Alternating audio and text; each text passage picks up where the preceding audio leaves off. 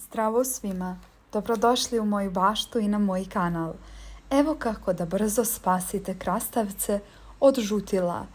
Ovo je jednostavan lijek za krastavce koji morate primijeniti odmah.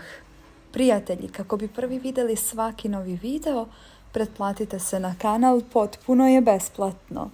A lajkujte i ovaj video kako bi ga vidjeli i drugi baštovani kojima je potreban.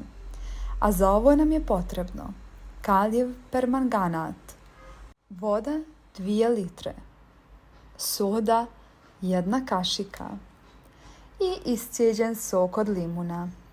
Sve sjedinite u blenderu kako bi dobili jednoličnu smesu. Razredite 1 šolju ove mješavine u 10 litara vode i prskajte po listu. Ponovite postupak dok ne dobijete prve rezultate. Dragi prijatelji, ukoliko vam je ovaj video bio od koristi, podijelite ga i sa drugim baštovanima. Hvala vam!